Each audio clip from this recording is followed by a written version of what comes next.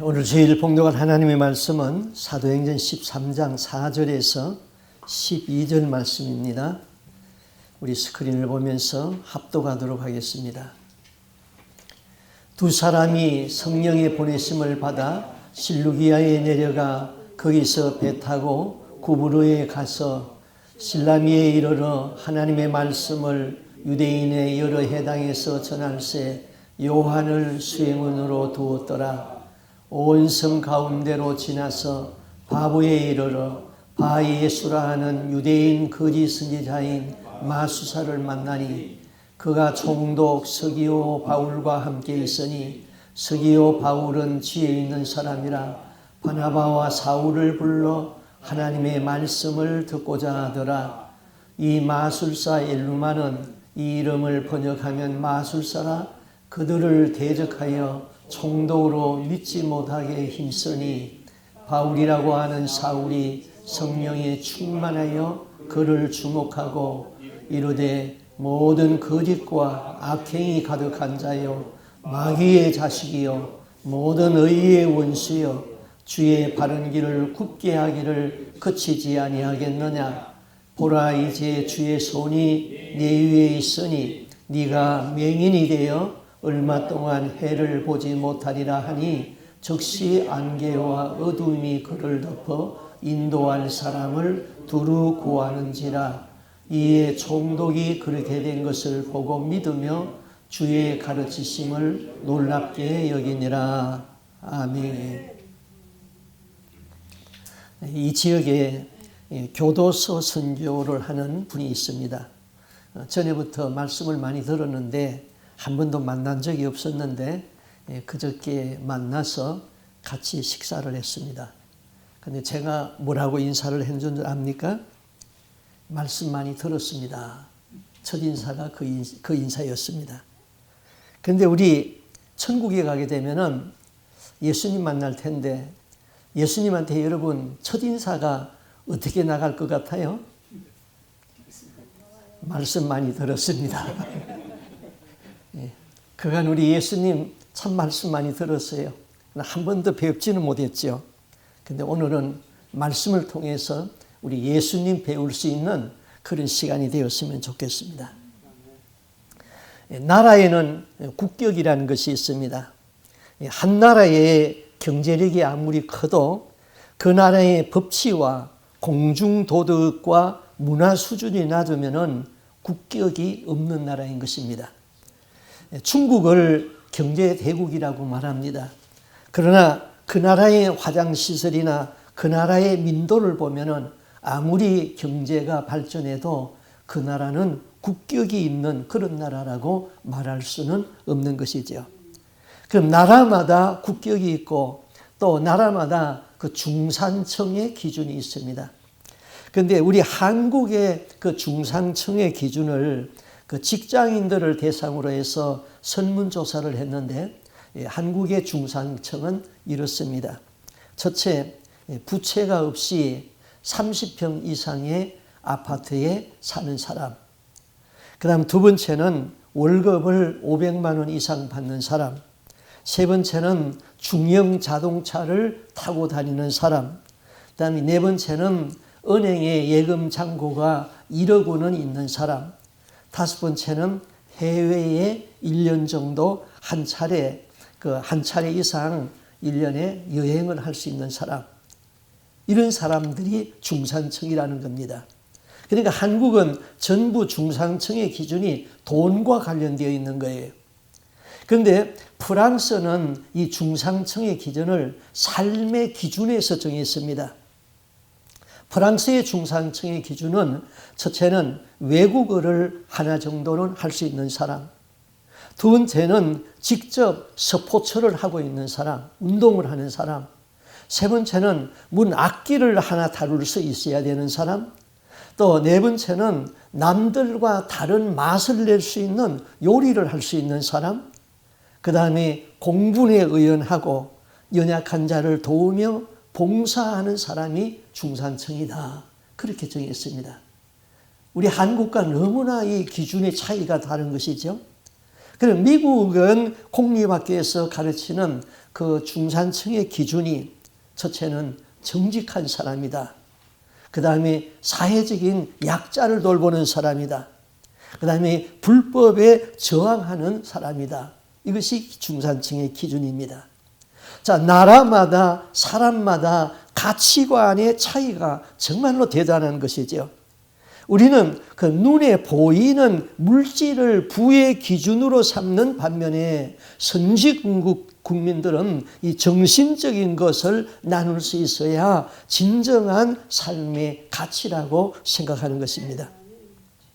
한 나라에는 국격이 있고 그리고 모든 개인에게는 인격이라는 것이 있습니다. 인격이라는 것은 내가 아는 것과 그 다음에 마음으로 깨닫는 것과 그것을 아는 것을 깨닫고 수용하는 것과 그것을 또 내가 행하는 것, 그것을 지정의라고 그럽니다. 그럼 우리 그리스도인들에게는 이 인격의 수준을 넘어서 품격이라는 것이 있습니다. 품격은 그 사람의 말하는 것을 보면은 그가 얼마나 그리스도의 형상을 닮았는지 알 수가 있습니다. 그리스도인은 품위 있는 말을 하고 그 입에서 생명력 있는 말을 해야 되는 것이죠. 자, 이제 오늘 본문에 보면은 사도행전 13장 4절에 두 사람이 성령의 보내심을 받아서 실루가에 내려가 거기서 배 타고 구브르에 가서 또 살라미에 이르러 하나님의 말씀을 유대인의 여러 해당에서 전할세 요한을 수행원으로 두었다 그랬습니다. 요한은 예수님의 12제자는 아니죠. 마가복음을 기록한 마가의 다른 이름이 요한인 것입니다. 마가가 바울과 실라의 전도 여행에 같이 동행하고 있었다 이것이죠. 근데 13장 3절에 오늘 성경을 읽지 않았습니다만은 이렇게 말했습니다. 바울과 동행하는 사람들이 바보에서 배 타고 밤빌리아에 있는 버가에 이르니 요한은 그들에게서 떠나 예루살렘으로 돌아가고 14절 그들은 버가에서 더 나아가 비시디아 안디옥에 이르러 안식일에 해당에 들어가 앉으니라. 이 마가라는 사람이 전도팀에 합류했다가 버가에서 그만 포기하고 집으로 돌아갔다는 얘기죠. 이 마가에 대해서는 당신은 이스라엘은 그 로마의 제국하에 있어 식민지였죠. 그 마가라는 이름은 로마식의 이름인 것입니다. 그리고 요한은 히브리식의 이름인 것이죠. 그런데 골로새서 4장 10절에 보면은 마가는 바나바의 조카라고 기록되어 있습니다.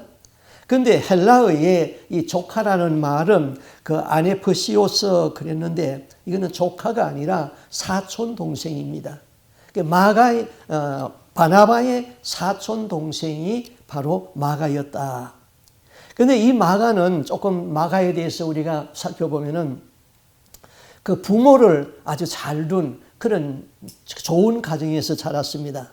마가의 어머니는 베드로가 붙잡혀가지고 참수형을 당해야 하는 그때에 믿는 자들과 함께 모여서 기도할 수 있는 모임의 장소를 제공해 준 사람이 마가의 어머니입니다. 또 예수님이 십자가에서 돌아가시기 전에 제자들과 함께 성만찬을 하던 곳이 바로 마가의 다락방이었습니다. 또 예수님이 제자들에게 마지막 유언을 남기던 곳도 마가의 다락방입니다. 또 부활하신 주님께 이제 사람들이 예수 믿는 사람을 잡아 죽이려고 그러니까 그들은 두려움에 떨고 있으면서 이제 방문을 걸어 잠그고 있었는데 그때에 예수님이 찾아오신 것도 바로 마가의 다락방이었습니다. 또 오순절에 성령이 강림할 때에 120명의 성도들이 함께 모여서 기도하던 집도 마가의 다락방입니다. 그러니까 마가의 어머니 마리아는 변함없이 주를 사랑하고 또 주를 섬기던 그런 여인이었고 또 마가는 그 집에서 아주 신앙으로 성장했던 사람이죠. 그런데 이 마가는 마가복음을 기록한 저자이고 부잣집 아들인데 이 마가가 전도팀에서 이탈했습니다. 왜 그랬을까요? 자, 우리가 전도를 하다 보면은 참 기적도 일어나고 뭐 놀라운 이적이 일어나고 간증거리가 많이 생기게 되죠. 뭐 그런 것만 있는 것 아니죠. 또는 고난과 핍박과 욕을 먹는 것이 바로 전도인 것입니다.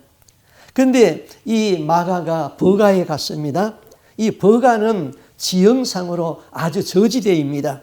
거기에는 온갖 전염병이 만영하는 곳입니다. 모기가 아주 극성스럽습니다.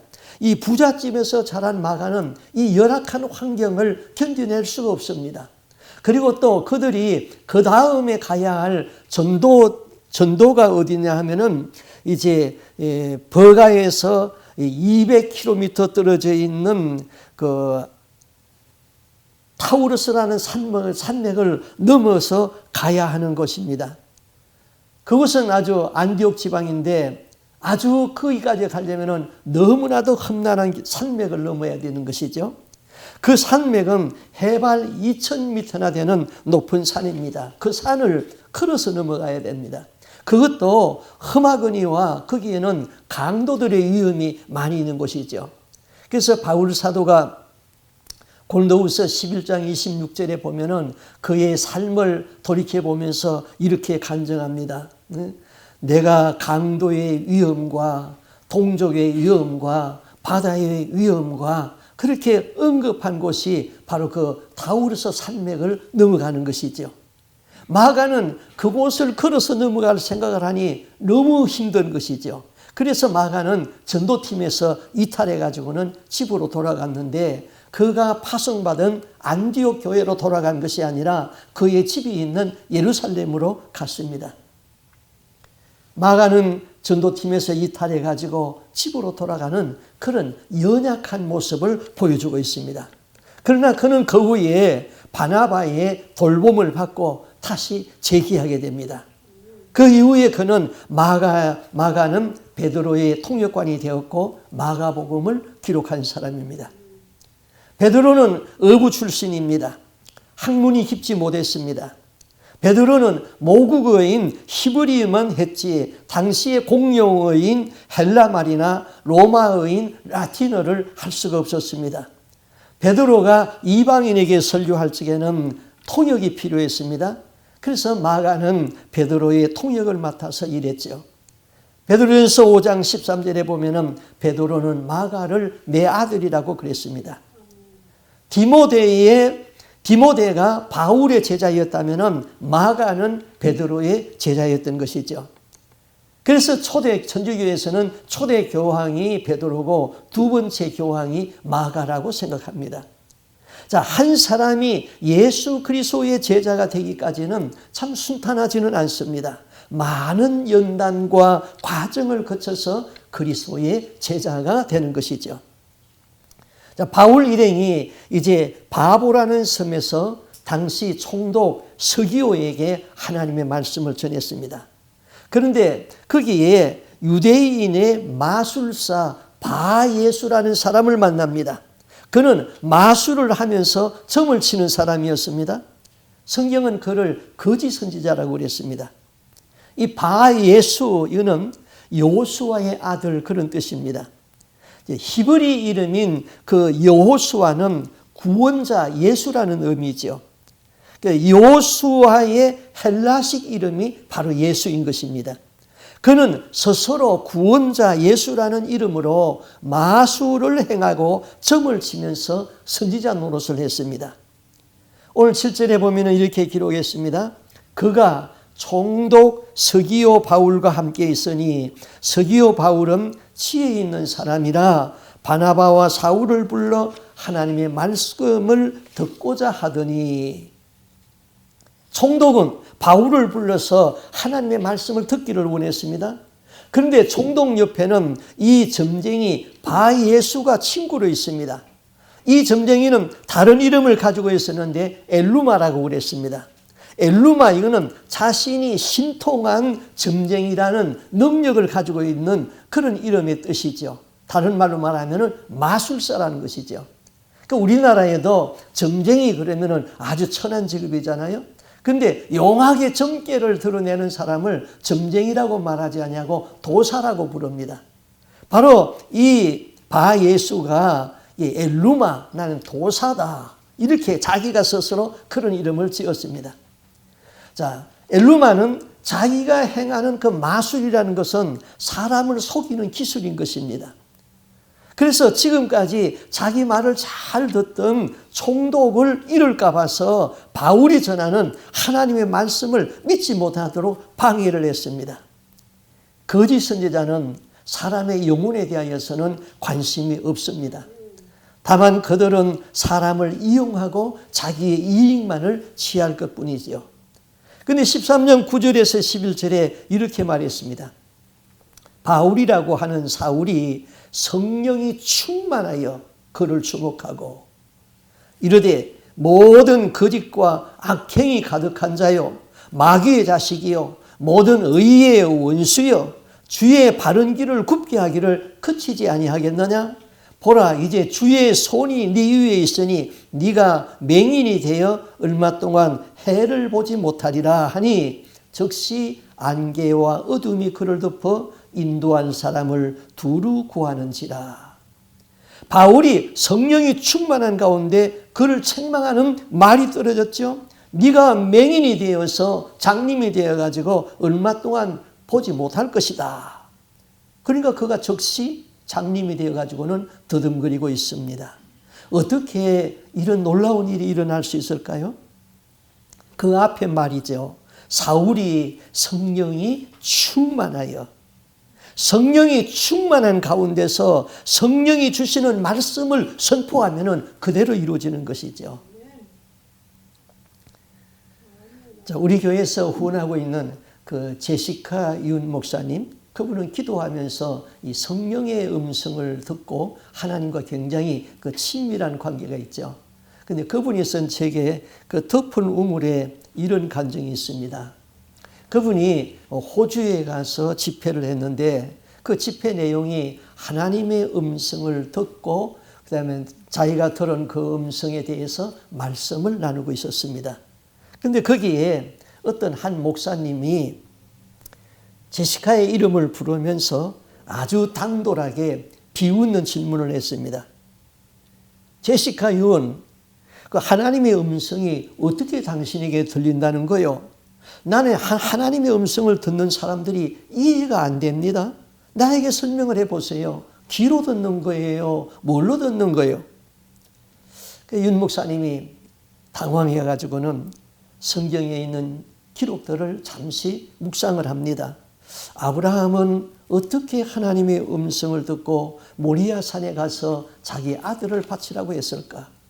구약의 선지자들이나 사도시대의 사울이 바울이 들은 하나님의 음성은 초대교회로 다 마감되고 더 이상 일어나지 않는 것인가? 성경의 기사와 이적은 이제 더 이상 나타나지 않는 것인가? 제시카 윤이 이렇게 대답했습니다. 마음으로 듣습니다. 그 목사님은 흥 하고는 콧소리를 내고 다시 물었습니다. 어떻게 귀로 듣지 마음으로 듣습니까? 참 이상한 말을 하네.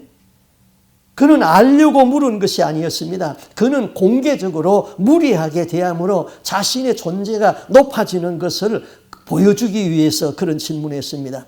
그러면서 계속 말했습니다. 허허 참나, 요즘 세상에 그런 것이 어디 있어. 그건 옛날 성경에나 있는 거지. 성경에 그런 기사가 끝난 지가 언제인데.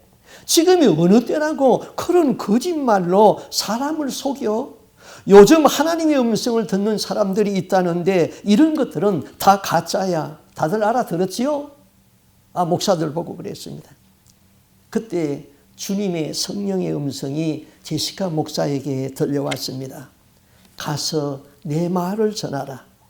그가 친구들 앞에서 당황할 터이니 따로 조용히 불러서 말을 하라. 윤 목사님은 가고 싶지가 않았습니다. 그러나 성령이 말씀을 주었기 때문에 순종해서 갔습니다. 그리고 정중하게 예의를 갖추어서 말했습니다. 목사님, 지금 방금 주님께서 저에게 당신에게 전하라는 말씀을 주셨습니다. 저기 옆으로 가서 메시지를 받으시겠습니까? 그 목사는 사방을 둘러보고 웃으면서 한쪽 옆으로 따라갔습니다. 제시카 윤이 이렇게 말했습니다. 성령께서 말씀하시기를 어리석은 자여 너희의 살아있는 믿음이 어디뇨? 이 말씀을 전하라고 했습니다. 이 말을 들은 그 목사는 화를 그냥 있는 대로 다 냈습니다. 막 얼굴이 일그러졌습니다. 그때 예배당 뒤쪽에서 자기 부인이 그 윤 목사님과 상담을 하려고 기다리고 있었는데 걸로 가더니 자기 부인의 팔을 낚아채가지고는 그냥 밖으로 나가버렸습니다. 이런 일이 있은 후에 열흘 후에 제시카 윤 목사님이 그 목사님의 친구로부터 이런 전화를 받았습니다. 자기 부인의 팔을 끌고 나간 그 목사님이 그 교회에서 10년 동안 목회를 하고 있었는데 갑자기 사임이 되었습니다. 목회는 더 이상 못하게 되었습니다. 성령의 역사는 초대교회로 마감된 것이 아닙니다. 지금도 성령은 말씀하고 계십니다. 성령의 음성을 들을 수 있는 이 민감함이 우리에게 있기를 바라는 것입니다. 사울이 성령이 충만했다고 했습니다. 그 성령 충만해가지고 엘루마에게 말했습니다. 네가 맹인이 되어서 얼마 동안 해를 보지 못하리라. 성령이 충만한 상태에서 성령이 주시는 말씀을 하면 그대로 이루어지는 것이지요. 그러면 우리는 어떻게 성령의 충만을 받을 수 있는가? 첫째는 예수 그리스도를 믿고 제사함을 받으라 그랬습니다. 사도행전 2장 28절에 너희가 각각 예수 그리스도의 이름으로 세례를 받고 제사함을 받으라. 그리하면은 성령을 선물로 받으리라.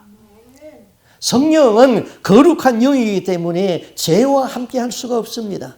죄는 불결한 것이고 더러운 것입니다. 성령을 받게 되면 우선 회개가 먼저 일어나게 되는 것이죠. 회개하지 않고 은사만 자꾸 구하게 되면 마귀가 거짓 은사를 줍니다. 그래서 마귀도 방언을 흉내내지요. 또 마귀가 보여주는 그 가짜 환상이 있죠. 또 마귀가 들려주는 가짜 그 환청이라는 것이 있잖아요. 자꾸 머리에다가 말씀을 줍니다. 그 마귀가 주는 건데 그거를 하나님이 주는 거라고 착각을 하고 혼동을 하게 되는 것이죠. 이 신앙생활에 있어서는 회개가 중요한 것입니다. 자, 제가 우리 교회에서 신앙생활 하는 데에 가장 강조하는 것이 있습니다. 우리가 천국 들어가는 데에 가장 기본적인 건 예수님에 대한 바른 신앙 고백이라고 그랬어요. 주는 그리스도시요 살아계신 하나님의 아들입니다. 내가 너에게 천국 열쇠를 주겠다. 이 주는 신앙 고백은 우리가 성경을 배워야 되는 거예요. 주일날 예배를 드려야 되는 것이죠. 그 다음 두 번째는 사랑의 실천이라고 그랬어요. 사랑이 모든 율법의 완성이라고 그랬어요. 우리가 사랑의 은사를 받게 되면 모든 사람을 사랑할 수 있게 되고 영혼을 사랑할 수 있게 되고 사랑하면 율법이 다 이루어져서 그냥 천국에 들어가요. 그 다음 세 번째가 회개하는 삶입니다. 우리는 하나님의 말씀대로 살고 사랑을 실천하고 그렇게 살아도 인간이기 때문에 죄가 있잖아요. 죄를 자꾸 짓잖아요. 그 죄가 회개가 돼야 되는 거예요. 그래서 이제 다음 주에는 이 천국에 들어가는 세 번째 조건 회개에 대해서 공부를 하려고 그럽니다. 암으로 돌아가시는 어느 장로님 이야기입니다. 그 장로님은 그 경건한 장로님이 아니시고 그냥 노회나 총회, 교회 이런 데 가면은 그냥 교회 정치에 아주 열심히 있는 그런 분이었습니다. 그런데 그분의 자녀들 중에 딸 한 분이 목사의 사모가 된 사람이 있었습니다. 그 아버지가 이제 암이 걸려가지고 병원에 입원했는데 그 목사 사모가 된 그 딸이 병원에서 이게 간호를 하고 있었습니다. 그런데 어느 날 새벽에 성령의 음성을 듣습니다. 너의 아버지에게 가서 회개하라고 말하라. 자, 이 딸의 입장에서는 아주 곤란했습니다. 그러나 하나님이 분명히 말씀하라고 하였으니까 이제 말씀을 해야 되겠습니다. 그래서 아버지와 단둘이 있는 시간에 말했습니다. 아버지, 하나님께서 아버지에게 회개를 원하세요. 회개하세요. 그랬더니 그 말을 들은 아버지가 화를 그냥 있는 대로 막 다 내는 겁니다. 그 아버지의 역정 앞에 가지고 역정에서 그만 병실에서 쫓겨나 버렸어요. 그 장로님은 평생 하나님을 열심히 섬겼는데 무슨 회개할 거냐고 말이에요. 내가 무슨 죄를 지었냐고 막 역정을 낸 것이죠. 몹시 언짢아했던 것입니다. 그래서 자녀들이 함께 모여서 아버지를 위해서 그냥 열심히 기도를 했습니다. 사흘이 지난 뒤에 그 장로님이 자녀들을 불러 모았습니다. 그리고 이 암이 걸려가지고 자기 몸만 터치하면은 몸이 아파서 견딜 수가 없는데 나를 일으켜서 땅바닥에 무릎을 꿇게 해달라고. 그렇게 해서 자녀들이 도와서 부축을 하니까 땅바닥에 무릎을 꿇고 하나님 앞에 회개를 하는데 회개가 터졌습니다. 이제까지 회개하지 못한 것이 성령이 그를 터치하니까 회개가 터졌는데 하나님, 내가 이거 잘못했습니다. 구체적으로 회개가 이루어졌어요. 자녀들에게도 아내에게도 용서를 구했습니다. 또 누웠다가도 회개할 일이 생각나면은 뻘떡 일어나서 무릎을 꿇고 회개했습니다. 그렇게 회개하고 난 다음에 며칠 있다가 그는 천국에 소천했습니다. 그래도 그분은 기도하는 목사의 사모가 된 딸이 있었기 때문에 마지막 죽음 앞에서 회개할 수 있는 기회를 가졌고 회개가 이루어졌기 때문에 그는 천국에 들어갈 수 있었습니다. 우리는 신앙생활하면서 회개 없는 신앙생활을 하고 있어요. 내가 교회 열심히 다니는데 뭐 도둑질하는 것도 없고 뭐 크게 나쁜 짓 하는 거 없는데 그러나 성령이 내 안에서 말씀하는 것, 순종하지 못한 것, 말씀대로 살지 못한 것이 얼마나 많이 있는데요. 회개가 이루어져야 되는 것이죠. 요한일서 1장 9절에 우리가 죄를 자백하면은 저는 미쁘사 우리 죄를 사하신다 그랬어요. 자, 우리가 어떤 사람에게 잘못했습니다. 그러면은 용서를 구하지 않습니까? 내가 용서를 필요해야 할 대상이 있기 때문에 용서를 구하는 거예요. 마찬가지로 성령이 내 안에 있잖아요. 그 성령을 우리는 무시하고 죄를 지었어요. 성령의 감동을 무시한 죄, 성령님께 불순종한 죄, 이거 회개가 되어야 되잖아요. 예수님은 이렇게 말씀했습니다. 내 형제가 잘못했다고 용서를 빌면은 70번씩 7번이라도 용서하라. 그럼 70번씩 7번이면은 490번이잖아요. 그러니까 무한대로 상대방이 용서를 구하면은 무한대로 용서해 주라. 그 예수님의 교훈이에요. 그럼 예수님이 이렇게 우리에게 말씀했다는 것은 우리도 예수님에게 490번 아니라 500번이라도 잘못했고 그 다음에 용서를 빌면은 예수님도 용서해 주신다는 것이죠. 그러면 우리 이런 생각을 할 거예요. 오늘 죄짓고 내일 잘못하고 용서하고 또 내일 죄짓고 그 다음에 또 잘못해서 용서하고 자꾸 그렇게 되면은 어떻게 되겠어요? 우리가 이 일이 10번만 이루어진다면은 무슨 생각이 들겠어요? 메뚜기도 나 짝이 있지.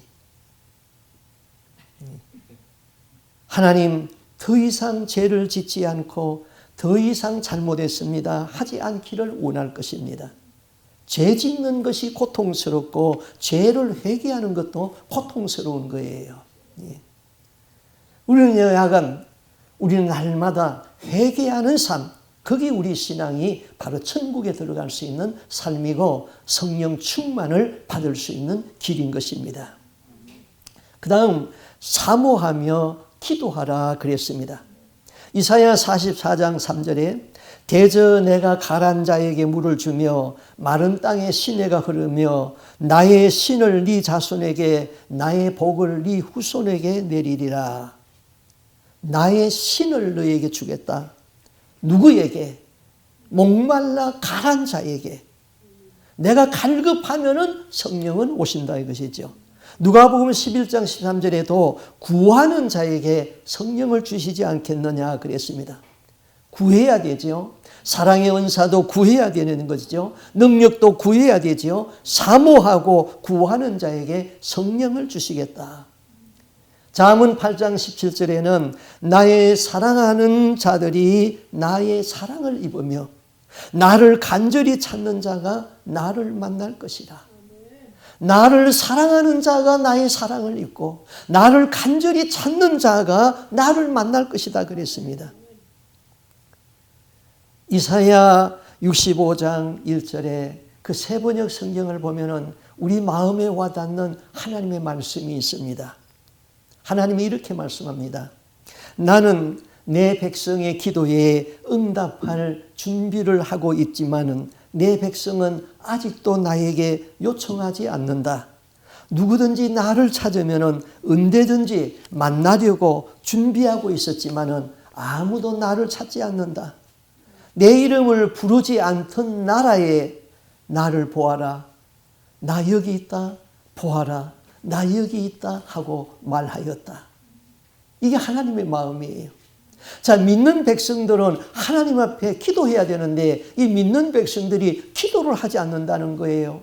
기도하면은 나는 너에게 줄 것을 다 준비하고 있는데 기도를 하지 않는다는 거예요. 그래서 답답해진 하나님이 믿지 아니하는 이방 나라에 가서 얘들아 너희 기도할래? 나 여기 살아있다. 나한테 기도해라. 내가 주겠다. 그렇게 하는 말씀이에요. 우리 하나님의 마음이 얼마나 기도를 안 하는 이 성도들에게 답답해서 이 사회를 통해서 이렇게 말씀할까요? 기도할 때에 하나님은 내 안에 있는 독을 씻어냅니다. 사람은 사람에게 이리와 같다고 토마스 홈스라는 사람이 말했습니다. 사람만큼 사람에게 상처 주는 존재가 없습니다. 우리 크리스찬들도 속에 질투, 자기 과시, 교만, 분냄, 혈기, 독선 이런 것이 우리 안에 그대로 있습니다. 이 악순환이 어디에서 끊어집니까? 기도에서 멈추게 되는 것이지요. 기도할 적에 하나님은 우리 안에 있는 매친, 정오, 분노, 짓밟힌 자존심 이런 것을 소리 없이 씻어주는 것이죠. 뿐만 아니라 기도는 비전의 산실이라고 그랬어요. 사람은 빵이 없어 죽는 것이 아니라 꿈이 없어 죽는다고 그랬습니다. 오늘날 주님으로부터 기름 부음을 받고 거룩하게 삶을 살아내는 것, 지혜와 총명의 신이 우리와 우리 자녀들에게 함께 하시고 성령의 능력이 파도치는 하나님의 사람이 되는 것이 다 기도하는 삶에서부터 시작이 되는 것이죠.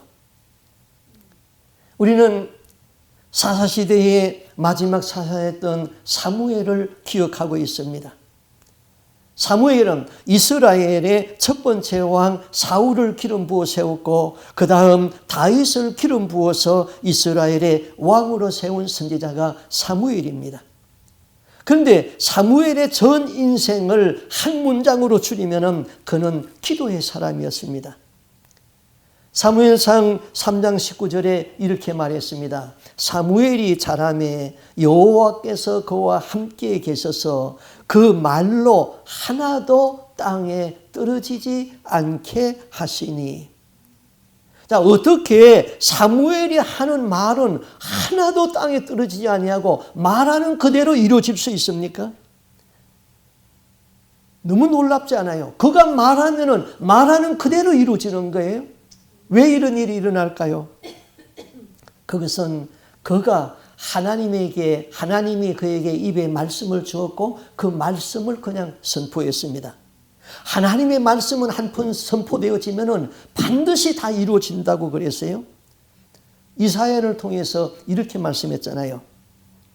이사야 55장 10절 11절에 비와 눈이 하늘에서 내려서는 다시 그리로 돌아가지 아니하고 토지를 적시어서 싹이 나게 하며 열매가 맺게 하여 파종하는 자에게 종자를 주며 먹는 자에게 양식을 준 것 같이 내 입에서 나가는 말도 헛되이 내게로 돌아오지 아니하고 내 뜻을 이루며 나의 명하여 보낸 일에 형통하리라. 하나님의 입에서 나가는 말은 반드시 헛되지 아니하고 이루어진다는 거예요.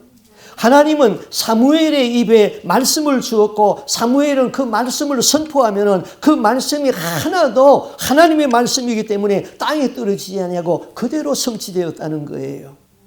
그래서 사무엘의 말이 하나도 땅에 떨어지지 아니했다, 그렇게 표현합니다. 사무엘이 은퇴하면서 그 백성에게 이렇게 말하잖아요. 사무엘상 12장 23절에 나는 너희를 위하여 기도하기를 쉬는 죄를 여호와 앞에 결단코 범치 아니하리라. 기도 쉬는 것 죄라고 생각했어요. 은퇴 후에도 그의 삶은 기도 쉬는 죄를 범치 않겠다, 이러보건대 그의 삶은 성경에 구체적으로 기도했다는 말은 없어도 그는 기도의 사람으로 살았다는 것이죠. 그래서 그에게 하나님의 말씀을 주고 말씀을 선포하면은 하나도 땅에 떨어지지 아니하고 다 성취가 되었던 것입니다. 사도 바울이 복음을 방해하는 박수무당에게 자기 감정으로 저주한 것 아닙니다. 성령이 충만해가지고 성령이 주시는 말씀을 선포하니까 그가 말한 대로 이루어졌다, 이것이죠. 그 다음에 성령의 충만은 말씀에 순종해야 되는 것입니다. 사도행전 5장 32절에 하나님이 자기에게 순종하는 사람들에게 주신 성령도 그러하다. 하나님이 자기에게 순종하는 사람들에게 주신 성령이죠. 하나님은 말씀에 순종하는 것을 그렇게 기뻐합니다. 사울 왕이 버림받는 조건이 무엇입니까? 하나님의 말씀을 주었는데 말씀을 반쪽만 수행하고 반쪽은 수행하지 않은 것이죠. 가감해서 수행한 것이죠. 그래서 그는 하나님 앞에 버림받습니다. 그 사울을 하나님 앞에 순종하지 않는 사울을 사무엘이 찾아왔잖아요. 사무엘이 그렇게 책망을 합니다. 사무엘이 이르되 여호와께서 번제와 다른 제사를 그의 목소리를 청종하는 것을 좋아하심같이 좋아하시겠습니까? 순종이 제사보다 낫고 듣는 것이 수양의 기름보다 나으니 이는 거역하는 것은 점치는 죄와 같고 완고한 것은 사생 우상에게 절하는 죄와 같음이라. 왕이 여호와의 말씀을 버렸으므로 여호와께서도 왕을 버려 왕이 되지 못하게 하였나이다. 순종하지 아니하고 절반만 순종하는 사울에게 임하는 하나님의 말씀이었던 것이죠. 말씀에 의해 순종은 행함입니다. 행함이 없는 믿음은 죽은 믿음이라고 그랬습니다. 죽은 믿음으로는 하나님을 기쁘시게 할 수가 없습니다. 성령은 아버지의 영이기 때문에 성령이 임하면은 아버지의 마음이 나에게 느껴집니다. 아버지의 마음이 있는 곳에 나의 눈길이 가게 되고 아버지의 눈이 머무는 곳에 우리의 도움의 손길이 가야 되는 것이지요. 그 다음 말씀을 들을 적에 성령을 받는다 그랬습니다. 사도행전 10장 44절에 베드로가 이 말을 할 때에 성령이 말씀 듣는 모든 사람에게 내려오시니, 성령은 말씀과 함께 사역합니다. 말씀을 들을 적에, 말씀을 읽을 적에, 그리고 뜨겁게 찬양할 적에 그 말씀과 찬양 속에서 자기와 맞닿는 상황이 딱 부딪히게 되면은 성령으로 말미암아 회개의 심령이 터지게 되는 것이죠. 성령은 말씀과 함께 역사하는 것이죠. 말씀의 범주를 떠난 성령의 역사는 사단의 역사라고 그랬습니다. 은사 능력도 말씀의 범주를 벗어나게 되면 사단에게 이용당하게 되는 것이죠. 우리 모두가 성령의 음성에 민감할 수 있기를 바랍니다.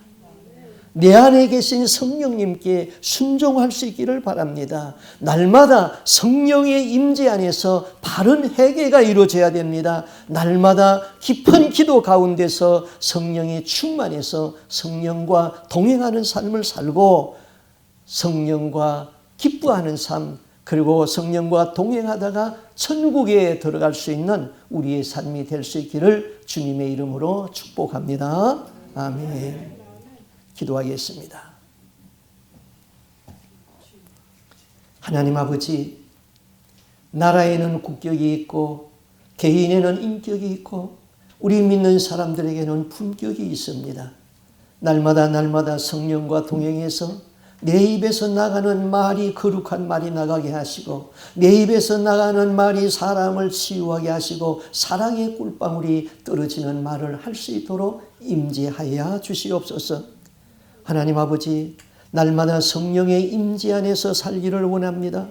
우리를 깊은 기도의 골방으로 인도하여 주옵시고 주님과 친밀함이 있는 우리의 삶이 되게 하여 주시옵소서. 날마다 회개의 영을 받아서 회개가 이루어지게 하여 주옵소서. 주님 앞에서 바른 신앙 고백이 있고 주님 앞에서 사랑의 은사를 받아서 사랑의 실천을 하고 그래도 우리는 죄를 범할 수밖에 없사오니 날마다 회개하는 삶을 살다가 죽음 앞에서 마지막 다 회개가 이루어지고 천국에 들어갈 수 있는 우리 거룩한 하나님의 사람들이 다 되게 하여 주시옵소서. 하나님 아버지, 주님께서는 많은 믿는 백성들을 보고 오늘도 기도하라고 요구하고 있습니다. 너희가 기도하면은 내가 응답하여 줄 텐데 너희는 왜 기도하지 않느냐고 탄식하는 말씀을 이사야를 통하여서 들었습니다. 하나님, 교회 안에 많은 성도들이 있습니다. 저들은 믿음이 있습니다. 매주일 주님 앞에 나와서 바르게 신앙생활하려고 노력하고 있습니다. 그런데 회개는 하지 않습니다. 이렇게 믿어도 천국 가는 줄 알고 속고 있는 것인데 우리 주님은 탄식하고 있습니다. 우리는 날마다 회개하고 죽음 앞에서도 회개가 이루어져서 구원에서 낙오되는 사람이 없이 다 천국에 들어갈 수 있는 거룩한 하나님의 백성들이 되기를 소원하옵고 존귀하신 예수님 이름으로 기도하옵나이다. 아멘.